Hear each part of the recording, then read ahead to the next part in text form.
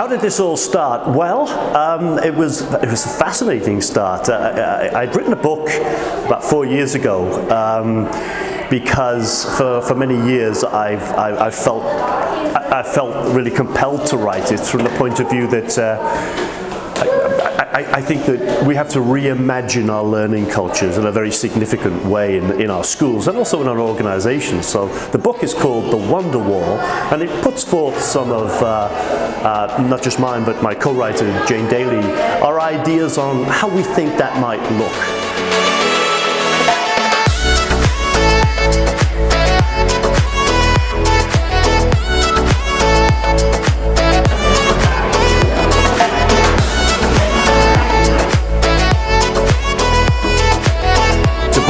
Creativity and the brilliance that lies within all of the people within those schools and school districts and communities in pursuit of awakening the brilliance and the potential in the children.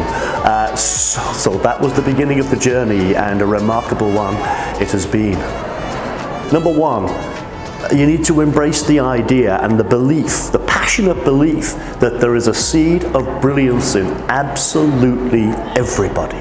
So accept that there's seeds of brilliance within those kids and find ways of identifying that. You create the environment where you can unleash and grow that potential. What we're saying is, think in terms of possibility thinking and strength-based thinking all the time, and it really helps to foster that more joyous, possible environment that you want to create. And then we say, if you can get those first two imperatives right, then you have a real good opportunity to foster what is the ultimate in any culture, for me, is a culture of belonging, where people feel valued and they feel that what they have to offer is important. And when you get that right, the learning is endless. We decided with Peter's inspiration that if this was more student-driven, they would even be more interested. So although we still have lots of clubs that teachers are sharing their passions, we have opened it up for a Genius Hour, so students can then investigate their own passions.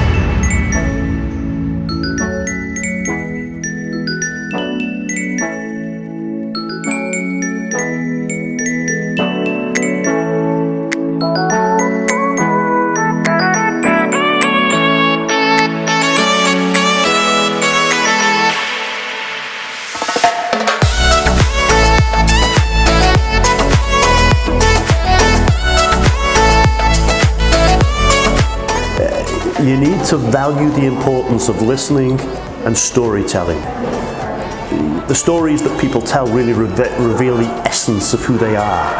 And once people have the ability to tell those stories, it creates a very powerful culture where people can really learn to empathize and to get inside the minds of each other, and that's very powerful for any organization. For our celebration of the extraordinary, rather than reinventing the wheel, we decided let's take something we already do and involve everybody.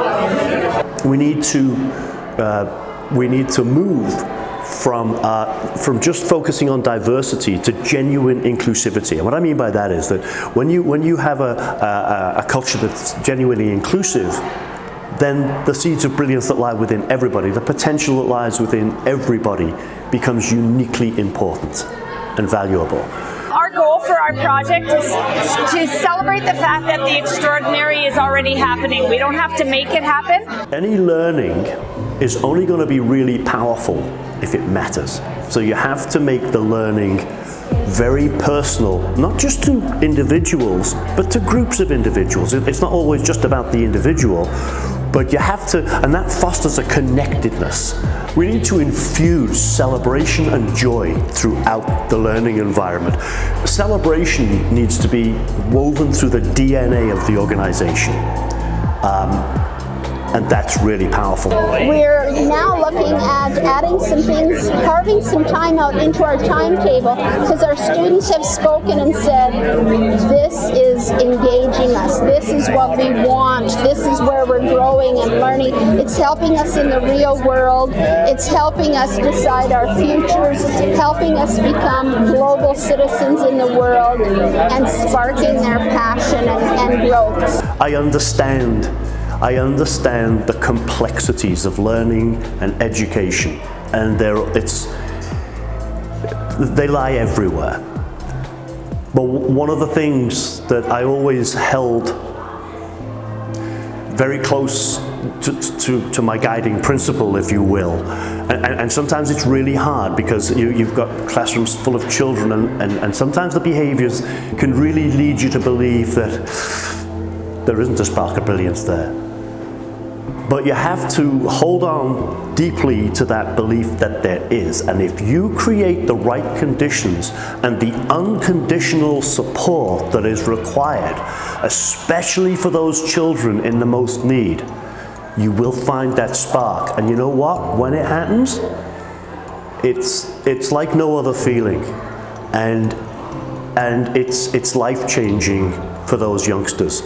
And so you've always got to hold on to that belief, that passionate belief that somewhere within everybody is a spark of brilliance. Get those conditions right, make it joyous, and it will emerge.